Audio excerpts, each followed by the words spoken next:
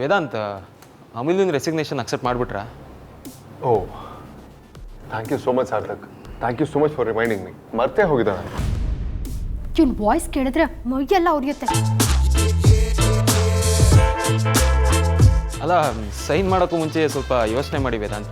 Usually freshers company ಕಲ್ಚರ್ಗೆ adjust ಆಗೋಕ್ಕೆ ಸ್ವಲ್ಪ ಟೈಮ್ ತೊಗೊಳ್ತಾರೆ. ಆದರೆ ಅಮೂಲ್ಯ ತುಂಬ ಬೇಗ ಕೆಲಸ ಕಲ್ತ್ಕೊಂಡು ವರ್ಕ್ ಸ್ಟಾರ್ಟ್ ಮಾಡಿದ್ದು.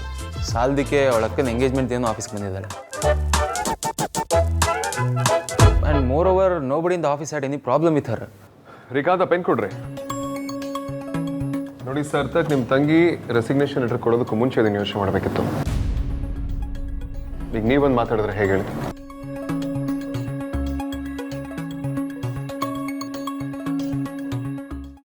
ಕೊನೆಗೂ ದೇವತೆನ ಓಡಿಸ್ಬಿಟ್ರಲ್ಲ ಬಾಸ್.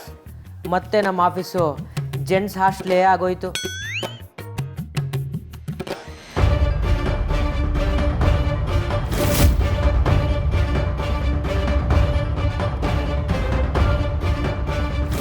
ನೀವು ಇಲ್ಲಿರೋ ನಂಬರ್ಗೆಲ್ಲ ಕಾಲ್ ಮಾಡೋದೇ ಬೇಡ, ನಾನು ಹೇಳ್ದಂಗೆ ಮಾಡಿ. ಈ ಲಿಸ್ಟಲ್ಲಿ ಪದೇ ಪದೇ ಯಾವ ನಂಬರ್ಗೆ ಕಾಲ್ ಹೋಗಿದೆ ಅದಕ್ಕೆ ಮಾತ್ರ ಟ್ರೈ ಮಾಡಿ.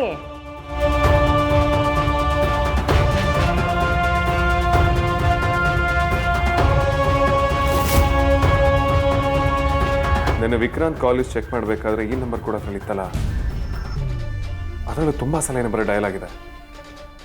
ಅಂದರೆ ವಿಕ್ರಾಂತ್ ಪ್ರೀತಿಸ್ತಾ ಇರೋದು ಇವ್ರ ಮನೇಲಿ ಯಾರೊಬ್ಬರನ್ನ.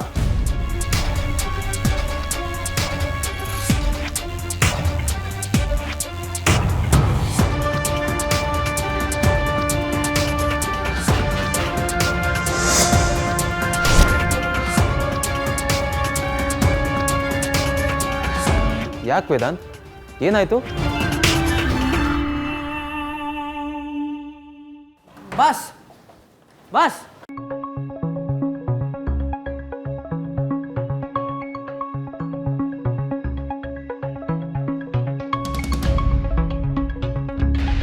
ಅಮೂಲ್ಯ ಅವರು ರೆಸಿಗ್ನೇಷನ್ ಲೆಟ್ರಿಗೆ ಸೈನ್ ಮಾಡಲಿಲ್ಲ. ಅವ್ರ ತಲೆಯಲ್ಲಿ ಅದೇನು ಓಡ್ತಿದೆಯೋ ನನಗಂತೂ ಅರ್ಥ ಆಗ್ತಿಲ್ಲ. ನೀನೇನು ಯೋಚನೆ ಮಾಡಬೇಡ, ನನಗೆ ಸ್ವಲ್ಪ ಟೈಮ್ ಕೊಡು. ಅವ್ರು ಮತ್ತೆ ನಿನ್ನ ಕೆಲಸಕ್ಕೆ ತೊಗೊಳ್ಳೋ ಥರ ಮಾಡೋ ಜವಾಬ್ದಾರಿ ನಂದು, ಸರಿನಾ? ಅಣ್ಣ, ಅವನಿಗೆ ನನ್ನ ಮೇಲಿನ ಕನ್ಸರ್ನ್ಗಾಗಲಿ ಅಥವಾ ಒಳ್ಳೆ ಬುದ್ಧಿಯಿಂದಾಗಲಿ ಸೈನ್ ಮಾಡದೇ ಇರೋದಲ್ಲ. ಸೈನ್ ಮಾಡಿಲ್ಲ ಅಂದರೆ ಅದ್ರಲ್ಲಿ ಏನೋ ಒಂದು ಗುಟ್ಟಿರುತ್ತೆ. ಅಡ್ವಾಂಟೇಜ್ ಇಲ್ಲದೆ ಒಂದು ಸೊಳ್ಳೆನೂ ಸಾಯಿಸೋ ಮನುಷ್ಯ ಅಲ್ಲ ಅವನು. ಅಣ್ಣ, ನಂಗೆ ಮತ್ತೆ ವಾಪಸ್ ಅದೇ ಕಂಪ್ನಿಲಿ ಕೆಲಸ ಮಾಡೋದಕ್ಕೆ ಇಷ್ಟ ಇಲ್ಲ ಅಣ್ಣ. ಅಷ್ಟಕ್ಕೂ ನಾನು ಅವನ ಕೈ ಕೆಳಗೆ ಕೆಲಸ ಮಾಡ್ತೀನಿ ಅಂದರೆ ಅಮ್ಮ ಇದಕ್ಕೆ ಒಪ್ಪೋದೂ ಇಲ್ಲ. ನಾನು ಕೆಲಸ ಬಿಡಬಾರ್ದು, ಇಂಡಿಪೆಂಡೆಂಟಾಗಿರಬೇಕು ಅಂತ ಸಪೋರ್ಟ್ ಮಾಡ್ತಿದ್ಯಲ್ಲ, ಅದೇ ಖುಷಿ ಅಣ್ಣ. ಅದಕ್ಕೆ ನೀನಂದರೆ ನಮ್ಮೆಲ್ರಿಗೂ ತುಂಬ ಇಷ್ಟ ಅಣ್ಣ. ಫೋನ್ ಇಡ್ತೀನಿ.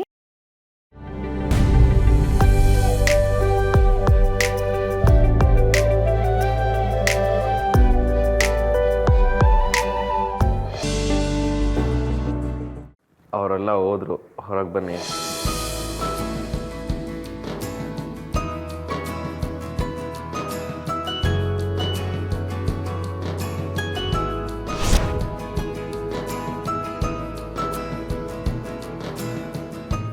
ಚೋಟನಾದ್ನಿ, ನಿನ್ನ ಹತ್ರ ಮೊಬೈಲ್ ಇದೆಯಲ್ಲ, ನಂಬರ್ ಕೊಡು.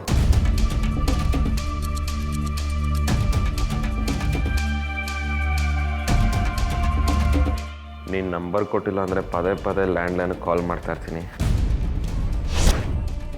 ಲೈಫ್ ನಂಗೆ ಇನ್ನೊಂದು ಚಾನ್ಸ್ ಕೊಟ್ಟಿದೆ ಅಂದರೆ ಅದು ಆರತಿ ಅವ್ರನ್ನ ಪಡ್ಕೊಳ್ಳೋಕ್ಕೆ. ಅವ್ರನ್ನ ಕಳ್ಕೊಳ್ಳಲ್ಲ ನಾನು. ನಂಬರ್ ಕೊಡು.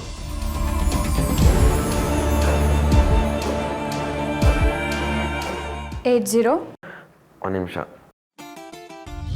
ಹೊಸ ಮೊಬೈಲು, ನಾ ಬದುಕ್ತೆ ಅಂತ ನಮ್ಮ ಅಣ್ಣ ಕೊಟ್ಟ. ಹೇಳು. 80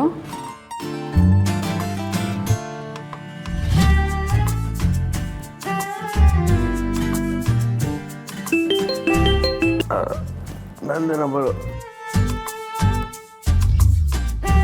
ಥ್ಯಾಂಕ್ ಯು ಚೋಟ. ನಾನೇ ನಿನಗೂ ಯಾವುದಾದ್ರೂ ಒಳ್ಳೆ ಹುಡುಗನ ಮೇಲೆ ಲವ್ ಆಗಲಿ.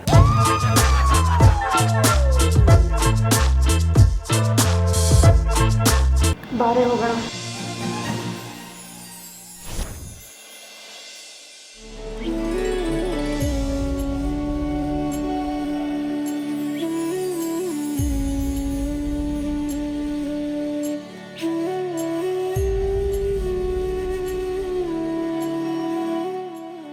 ಈ ಥರ ನನ್ನನ್ನು ನೋಡಕ್ಕೆ ಬರ್ತೀನಿ ಅಂದರೆ ನಾನು ಎಷ್ಟು ಸರಿ ಬೇಕಾದ್ರೆ ಸಾಯಕ್ಕೆ ರೆಡಿ ರೀ.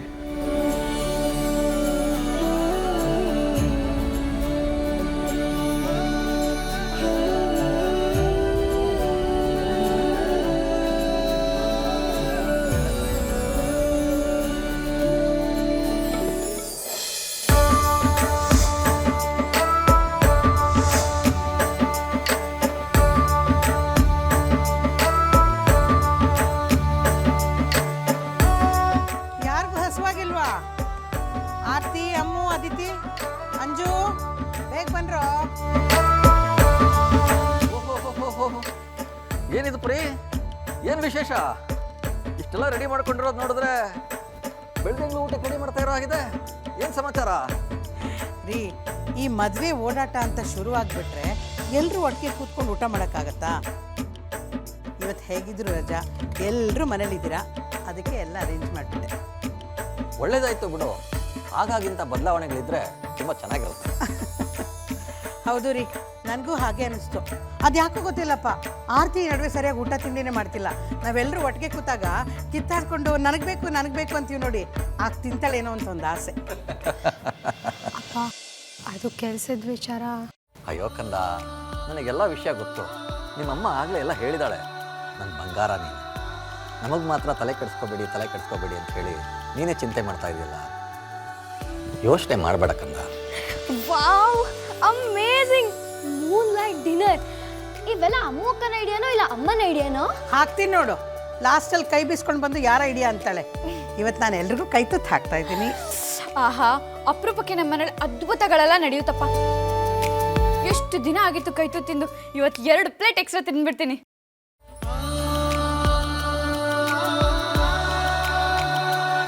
ಯಾರು ಜಾಸ್ತಿ ನೋಡೇ ಬಿಡೋಣ. ಟಾಸ್ ಗೆದ್ದೋನೆ ಮ್ಯಾಚ್ ಗೆಲ್ಲೋದು. ಈ ಸತಿ ಕಪ್ ನಮ್ದೇ ಅಮ್ಮ. ಕರೆಕ್ಟ್. ಈಗ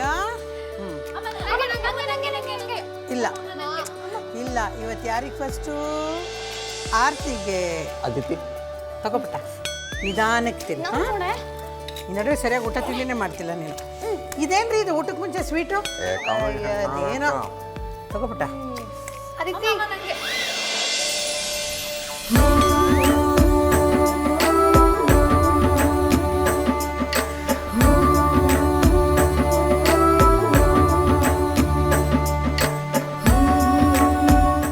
ರೀ, ನಿಮಗೆ ಬೇಡವೇನ್ರಿ? ಕೊಡು ಚಿತ್ರಾನ್ನ ಮತ್ತೆ ಸ್ವೀಟ್ ಕಾಂಬಿನೇಷನ್ ಸಾಲಿಡ್ ಆಗಿರುತ್ತೆ.